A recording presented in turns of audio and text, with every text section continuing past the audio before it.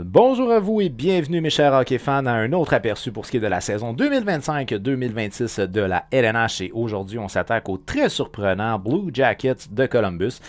Évidemment, les Blue Jackets de Columbus, on peut le dire, là, la saison a commencé vraiment très à reculons. On se rappelle des événements très tragiques, là, des décès des deux frères Gaudreau, dont entre autres Johnny Gaudreau qui évoluait pour les Blue Jackets, qui était leur meilleur pointeur. Puis, ça a été un coup parce que Johnny était surtout connu pour être un très bon coéquipier, une bonne personne, un gars qui était positif, un gars qui amenait de la joie dans le vestiaire.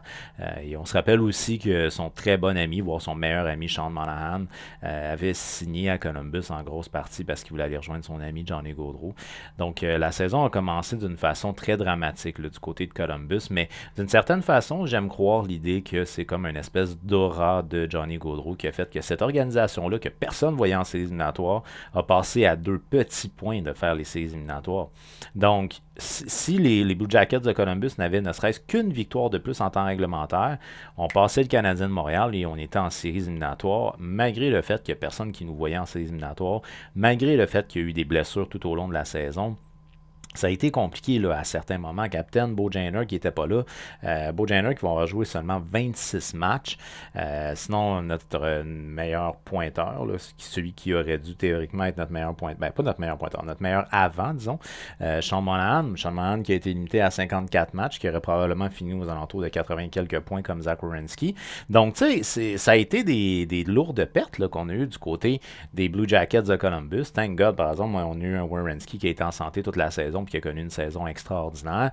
On a eu des révélations pendant cette saison-là. On pense entre autres à la très très bonne saison de Adam Fantilli, deuxième saison. 54 points quand même. Puis non seulement 54 points, là, mais j'ai marqué ici là, 31 buts. Fait qu'à sa deuxième année, c'est quand même très bon là, pour ce qui est de Adam Fantilli. Aussi, Marchenko, ma foi, il est passé de 42 points en 23-24 à 74 points. Là. Méchante belle amélioration du côté de Marchenko. Olivier Mathieu qui a battu ses records personnels aussi, 32 points en 82 matchs. On sait qu'Olivier Mathieu, c'est un gros bonhomme qui aime se battre.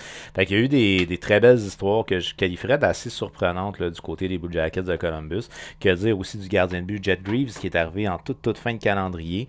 Lui, il nous arrivait des Monsters dans la Ligue américaine. Puis il t'a rocké ça la fin de saison. C'est ce qui a donné une chance d'ailleurs aux Blue Jackets de presque pouvoir participer aux séries éliminatoires, une série de victoires en fin de saison. Jet Greaves, pour sa part, là, quand même, en 11 matchs, 1,91 de moyenne, 939 d'efficacité. C'est quelque chose, là, c'est vraiment quelque chose. Donc, il y a eu des très belles histoires. Évidemment, on va reparler aussi de Zach Werenski, qui a été le meilleur joueur de l'équipe. Il y a eu des très belles histoires dans cette organisation-là et des histoires que je vais qualifier de surprenantes. Puis, tu sais, ça vaut la peine là, de le mentionner parce qu'on ne s'attendait pas nécessairement à avoir une équipe qui était une équipe hautement compétitive. Sinon, faut mentionner que dans le cas de Sean Monahan, bon, 54 matchs, il était blessé, mais il est le récipiendaire du trophée Bill Masterton qui est remis aux joueurs ayant fait preuve de plus de persévérance et d'esprit d'équipe, fort probablement aussi en lien avec le décès de son meilleur ami Johnny Gaudreau, puis comment est-ce qu'il a réussi à rallier cette équipe-là derrière ce fameux numéro 13-là. Donc, un honneur qui est très mérité pour ce qui est de Sean Monahan, bien évidemment. Mentionnons aussi une mention honorable là, qui est d'avoir réclamé au balotage Dante Fabro. C'est exactement ce qu'on avait besoin comme pairing pour Zach Werenski. Fait qu'il y a un défenseur d'expérience avec des qualités défensives qui permet à notre défenseur le plus offensif de pouvoir se porter à l'attaque. Très bon move qu'on a fait ici du côté de Waddell de réclamer au balotage Dante Fabro. Alors, pour ce qui est maintenant des Blue Jackets de Columbus, édition 25-26, on revient avec Waddell au niveau du directeur général et Evanson du côté de l'entraîneur-chef. Pour ce qui est de la saison 24-25, les Blue Jackets de Columbus, c'est 40 victoires, 33 défaites, 9 défaites en prolongation, un total de 89 points. On a passé à 2 points des séries éliminatoires. Une moyenne de buts marqués et de buts encaissés de 3,26. Au niveau de la moyenne de buts marqués, on est 8e dans la LNH, ce qui est quand même très bon. Et c'est surtout ça, je pense, qui est surprenant. Là, c'est la force offensive qu'on a eue. On est 25e pour ce qui est de la moyenne de buts encaissés avec 3,26. Mais bien évidemment, là, ça a été compliqué pour notre gardien de but partant, Elvis Merzlikins. Dans son cas, à lui, inconstant, très inconstant là, au niveau des performances, Elvis Merzlikins. 53 matchs, 3,18, 904 d'efficacité, c'est pas mauvais. mais c'est parce qu'il y a eu des très bons matchs et des matchs faibles. Donc, ça a été vraiment compliqué à ce niveau-là. Je pense pas que dans le cas de Jet Reeves, on est prêt à être partant dans la LNH, mais quand même, ça l'a fait du bien en fin de saison d'avoir un gardien sur lequel on pouvait se fier. Un avantage, on est 25e là, au niveau des buts accordés. Un avantage numérique à 19,5 pour le 22e rang dans la Ligue et un désavantage en 77% pour le 22e rang dans la Ligue. Ça, c'est ce qui me laisse croire les unités spéciales, 22e, que cette équipe-là, même si elle avait fait les séries, elle n'aurait pas été plus loin que les Canadiens de Montréal. Parce que en séries éliminatoires, le jeu devient très serré, puis c'est des unités spéciales, dis-je bien, qui vont faire une grosse différence. Puis ça a été très compliqué là, du côté des Jackets la saison dernière. Le meilleur buteur, c'est le fun, on a ex-aequo. Évidemment, j'aurais pu y aller avec le nombre de matchs joués, puisque, il y en a un qui en a joué 79, puis l'autre 82, mais je pense quand même que ça vaut la peine de mentionner que Marchenko et Fantilli, les deux ont marqué 31 buts. Dans le cas de Marchenko, lui, c'est en 79 matchs, puis Fantilli en 82 matchs, mais, tu sais, c'est quand même les deux 31, donc une excellente saison, des records personnels pour Marchenko, une progression qui est une très belle progression pour Adam Fantilli, fait pour les deux, tout va bien, là, pour ce qui est de cette saison-là. Le meilleur en termes de points aurait été Zach Werenski avec 82 points, une saison exceptionnelle de la part du défenseur. 81 matchs, 82 points, plus 12. C'est le meilleur défenseur de l'équipe et ça, il n'y a pas de question à se poser là-dessus.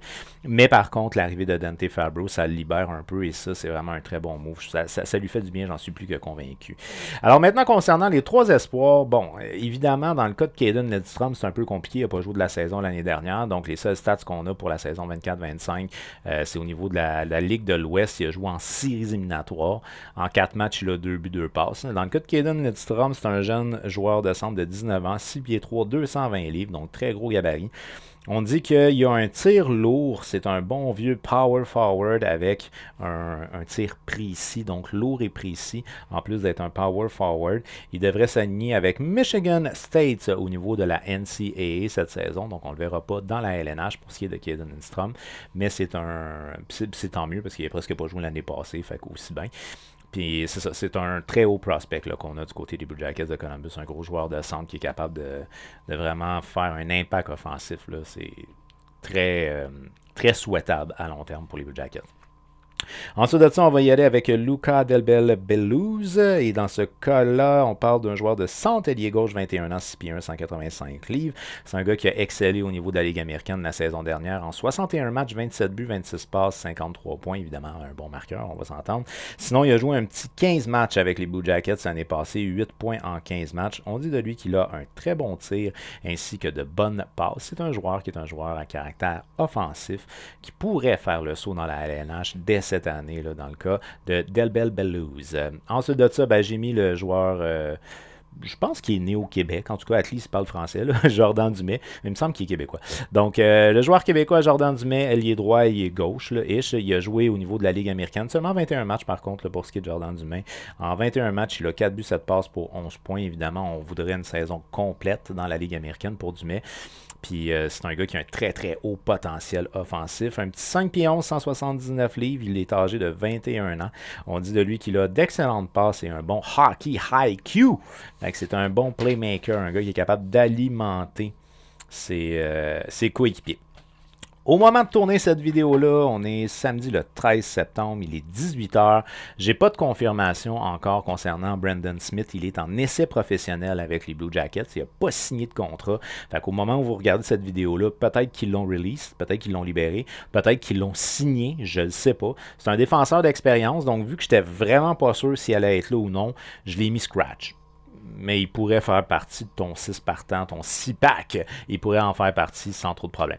Au niveau maintenant des alignements projetés, là, on a une couple de nouveaux. Fait que ça va être à voir comment la chimie va pogner dans tout ce beau monde-là. Fort heureusement pour l'organisation, c'est des nouveaux qui sont dans le bottom 6 et non dans le top 6.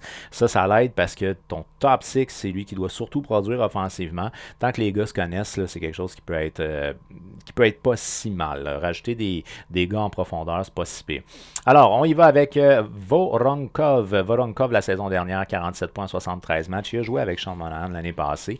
Fait qu'on le remet avec lui. Sean Monahan, 57 points en 54 matchs. Malheureusement, la blessure est arrivée parce qu'il connaissait une excellente excellente saison. On a été chanceux à Montréal, on l'a eu en santé, et puis Sean Monahan a beaucoup d'antécédents de blessures. Ça a été une saison émotive pour lui, évidemment, avec la perte de son meilleur ami. Il a été très très proche, entre autres, je pense que c'est Meredith, si je ne fais pas erreur, là, la femme de l'ancienne femme de Johnny Gaudreau. Très très proche de la famille Gaudreau, il les a soutenus beaucoup. Ça a été des moments, des beaux mais des durs moments à regarder, là, honnêtement. Mais dans le cas de Sean Monahan, excellente saison, 57 points en 54 matchs. Malheureusement, on souhaite la santé pour ce qui est de Sean Monahan, c'est un bon Jack. On fait jouer ici avec Marchenko, 74 points en 79 matchs, je l'ai dit tantôt, saison de sa carrière. Si je ne fais pas erreur, je pense que c'est en but, en assist et en points dans le cas de Marchenko. Très bonne saison, puis de le remettre avec Sean Monahan, je pense que c'est le best move qu'on peut faire. Maintenant, j'y étais avec Adam Fantilli comme deuxième centre. Évidemment, à long terme, ça risque d'être lui qui va tomber le premier centre, mais dans le cas de... Puis d'ailleurs, il a joué le premier centre là, pendant une période de la saison l'année passée avec la blessure de Sean Monahan. Éventuellement, c'est lui qui va être le premier centre. Mais là, pour l'instant, il a connu une bonne saison, fait qu'on le garde comme deuxième centre sans aucun problème, puis on va voir comment les choses vont se passer. Je le fais jouer avec Captain Bo Janer, 19 points en 26 matchs. Malheureusement, il est arrivé tard dans la saison, il a été blessé, mais c'est un gars qui a du leadership, c'est un gars surtout qui a de l'expérience, là, dans le cas de Bo Janer, 32 ans. Fantilli, lui, c'est un petit 20 ans. Hein, puis on le fait jouer avec Ken Johnson. Quand même une bonne saison aussi pour Ken Johnson. Encore là, on parle ici d'un potentiel offensif dans son cas à lui. Ken Johnson est âgé de 22 ans, 57 points en 68 matchs pour ce qui est de Johnson la saison dernière. Fait que deux jeunes avec notre capitaine, je trouve que c'est quand même pas si mal. T'sais, au niveau de notre première ligne, on a à peu près des middle age en Voronkov puis Marchenko, là, genre 25 les deux. Monahan un petit peu plus vieux, 30. Après ça, on a Jenner un petit peu plus vieux. Après ça, vingtaine les deux, début vingtaine. Fait que je trouve que ça fait un certain ballon. Évidemment, c'est une organisation qui manque encore d'expérience, en tout cas au niveau de l'attaque. Fait que ça risque d'être un peu instable, mais l'année passée, on a bien fait offensivement. Fait que pourquoi pas recommencer. En termes de troisième ligne, on va y aller avec Chinakov, 15 points en 30 matchs l'année dernière du côté des Blue Jackets de Columbus. Et là, c'est là qu'on a fait une acquisition, Charlie Coyle, qui lui nous arrivait du Colorado. La saison dernière, il a évolué avec les Bruins de Boston et l'Avalanche du Colorado en 83 matchs. Il a 35 points cumulés, évidemment. Il n'a pas joué 83 matchs avec une seule équipe. Donc, en 83 matchs, il a 35 points cumulés. C'est un joueur essentiellement de profondeur responsable. 33 ans pour ce qui est Charlie Coyle. On fait jouer avec le jeune Cole Sillinger. Cole Sillinger, 22 ans, 33 points en 66 matchs la saison dernière. C'est un gars qui peut apporter plus offensivement que 33 points. Puis je pense que du côté de Columbus, on aime utiliser nos trois lignes d'une façon assez équitable. Fait que il va peut-être avoir la chance de se faire valoir un peu plus que de jouer sur une troisième ligne, mais ça sera à voir. Si tout le monde reste en santé, peut-être qu'il va avoir la chance de pouvoir monter un peu. Je sais pas. En tout cas, on y souhaite. En termes de quatrième ligne, on va y aller avec Miles Wood. Lui, il évoluait du côté du Colorado avec l'Avalanche. Il avait 8 points en 37 matchs la saison dernière. Qu'on fait jouer ici avec Lundestrom. Donc, tu sais, tant qu'à... On a deux joueurs de centre qui sont nouveaux dans l'équipe. Fait que je mets un joueur de centre nouveau avec un allié nouveau. Lundestrom, lui, évoluait du côté des Ducks de Anaheim. En 79 matchs, il a 15 points. Qu'on fait jouer avec Olivier Mathieu, 32 points en 82 matchs. Vraiment une belle saison pour Olivier Mathieu, honnêtement. C'est un gars qu'on veut pour son jeu physique, pas nécessairement pour son jeu offensif, mais il a connu de très beaux moments l'année passée. Puis on y souhaite parce que lui aussi, je comprends que c'est un batailleur, mais ça a l'air d'être une bonne personne là, à l'extérieur de la glace. Là. Fait que, tu sais, on y souhaite le meilleur, puis tant mieux s'il peut être capable de continuer à avoir des performances. 30-40 points, c'est parfait. C'est parfait. On continue comme ça pour Olivier Mathieu. En termes de scratch, j'y étais avec Aston Reese et Fasching. Dans son cas, Fasching, lui, était du côté des Islanders de New York l'année passée. Un vétéran d'une trentaine d'années, 4 points en 13 matchs. Il n'a pas joué beaucoup, finalement. Ensuite de ça, on va y aller avec le 6-pack. Les 6 défenseurs du côté des Blue Jackets de Columbus. Bon, j'en ai parlé tantôt. Dans le cas de Zach Werenski, Dante Fabro, je trouve que ça fait un excellent mariage. Évidemment, c'est notre premier pairing qu'on a du côté de Columbus. Dans le cas de Zach Werenski, encore une bonne saison, 82 points en 81 matchs. Dante Fabro, lui, c'est 26 points en 28 matchs. Mais c'est un défenseur qui est surtout responsable. C'est ça qui est intéressant avec Dante Fabro. Il est capable de tuer des attaques. Et ça, c'est très, très, très utile quand tu as un défenseur qui aime se porter à l'attaque. Dante Fabro est le mix parfait pour ce qui est de Zach Werenski. En termes de deuxième pairing, j'y étais avec Matechuk et Provorov. C'est là où peut-être est-ce qu'on aurait pu jouer. Dans le cas de Matechuk, là, c'est 21 ans. C'est un jeune. Donc, je pense qu'on aurait pu être à l'aise puis mettre un gars d'expérience comme Braden Smith. Dans le cas de Braden Smith, quand même, 36 ans. C'est un gars qui a beaucoup d'expérience. Ça peut être le fun de le voir jouer avec un gars qui est un gars un petit peu plus jeune au cours de la saison, si blessure il y a. Mais sinon, Provorov, c'est quand même pas mauvais non plus, 28 ans, 33 points en 82 matchs. On sait Provorov, c'est un défenseur qui aime bien frapper. En termes de troisième pairing, j'ai été avec Sversen, c'est 25 points en 70 matchs. Plus compliqué pour lui dernièrement, dans le cas de Sversen, les dernières saisons, en tout cas 31 ans. Qu'on fait jouer ici avec Gottbranson, 16 points en 4 matchs. Malheureusement, saison très incomplète pour Gottbranson, un défenseur qui aime frapper fort. Boum, boum! Fait que je pense que si Smith réussit à faire ses preuves, il peut rentrer assez aisément dans le 6-pack là, sans trop de problèmes. Je pense que ça peut se faire. Ça pourrait être le fun de le voir jouer avec Mateychuk. Mettons qu'on met Sversen avec Provorov, on met Mateychuk ici, Gottbranson, on l'enlève, puis on se met Smith, parce que Gottbranson, s'il joue, évidemment, là, s'il n'est pas blessé, on va le faire jouer parce qu'il y a un gros impact physique, là, mais... En tout cas, bref. Donc, on aurait un moyen de moyenner le tout. En termes de gardien de but, j'assume qu'on va y retourner. J'espère qu'on va y retourner avec partant Elvis Merzlikins. Merzlikins, en 53 matchs l'année passée, 3.18, 904 d'efficacité. Malheureusement, c'était des up and down pour ce qui est de Merzlikins. J'espère qu'on ne va pas donner le partant à Jet Greaves, even though qui a connu un bon moment l'année passée. Là, 11 matchs, c'est pas un échantillon qui est assez gros. Jet Greaves est âgé de 24 ans. C'est un gars qui a fait son petit bout de chemin dans la Ligue américaine avec Cleveland.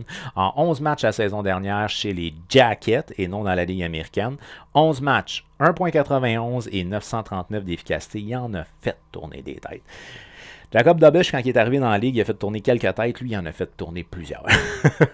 Mais il a vraiment donné espoir à l'organisation des Blue Jackets de Columbus en fin de saison. Le Canadien, ça allait bof. Puis les autres, ils ont presque réussi à nous dépasser, malheureusement, pour eux, évidemment. Ils n'ont pas réussi à nous dépasser. Et en termes de troisième gardien, c'est un gardien qu'on connaît bien là, du côté des Blue Jackets de Columbus. Il a 27 ans, donc c'est Savchenko. Savchenko, lui, a joué au niveau de la Ligue américaine avec les Monsters. 27 matchs, 3.0, 911 d'efficacité, évidemment. Jet Greaves a occupé la cage quand même à plusieurs reprises dans la Ligue américaine la saison dernière avant d'être rappelé avec les Blue Jackets et faire écarquiller tout plein de yeux. Alors, il y a eu des changements du côté des Blue Jackets de Columbus. Il y a eu des changements surtout en profondeur. Sinon, il reste que le corps de ton équipe reste à peu près le même. Puis c'était le move qui était à faire parce qu'on va se dire, l'année passée, les Blue Jackets, ils étaient jeunes. Ça manquait d'expérience. Puis il y a quelque chose. Il y a eu une espèce de béton dans ce vestiaire-là qui a fait que ça a pogné puis qu'ils ont réussi à être compétitifs puis à jamais perdre espoir. Et faut le garder. Et ça, c'est les équipes. C'est ceux qui sont membres de ça. Fait il y a quelque chose de bon là-dedans et on a décidé de rester avec ça. Puis je pense que c'est la bonne recette à faire. Ça sera à voir si nos jeunes sont capables de continuer à bien se développer ou à continuer à bien performer. Si Fantilli nous fait encore une saison de 60 points, c'est quand même pas mauvais. Là, éventuellement, il va peut-être faire des saisons de 70-80, mais ça serait quand même pas mauvais. Là. Puis Marchenko, s'il continue à pas loin d'un point par match, c'est le fun. Fait que c'est une équipe qui pourrait être surprenante encore cette année. Par contre, pour ma part, moi, je pense que l'aura de tout ce qui était alentour de Johnny Gaudreau puis cette espèce de mission là, de rendre fier notre coéquipier qu'on aimait tant, je pense que ça va peut-être être un petit peu moins fort cette année. On va continuer à penser à lui, c'est sûr, parce qu'il y a un paquet de gars dans cette équipe-là qui l'ont connu, ça c'est sûr et certain, mais peut-être est-ce qu'on va se sentir un peu moins porté par cette aura-là. Et c'est la raison pour laquelle moi je crois que les Blue Jackets de Columbus cette année, on ne fera pas les séries. Fait que je peine à croire que cette équipe-là s'est suffisamment améliorée pour aller chercher ces 2-3 victoires de plus. Fait que moi, je pense pas qu'on va participer aux séries encore une fois la saison prochaine pour ce qui est des Blue Jackets de Columbus. C'est nouveau cette année. Je fais une prévision par rapport à la position dans la division et si on va participer, oui ou non, aux séries. Je t'invite à faire exactement la même chose en commentaire. Dis-moi si d'après toi, l'équipe va participer aux séries, oui ou non. Si tu dis oui, ben là, à ce moment-là, est-ce qu'ils vont être finalistes pour la Coupe Stanley ou même champions de la Coupe Stanley? Ça peut être intéressant de le mentionner en commentaire. Et puis sinon, la position dans la division, écoute, fais-toi plaisir. Moi, au niveau de la division, ben écoute, je vais y aller...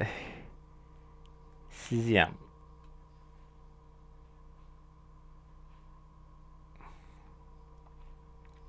On va manquer de ressources du côté de Columbus, c'est mon avis. Et si Jet Greaves ne nous fait pas encore un miracle comme l'année passée, on ne sera même pas dans la course là, rendu à la toute fin là, comme on l'était. Parce que c'est vraiment jusqu'au dernier match. Là, fait que, dernier, peut-être l'avant-dernier.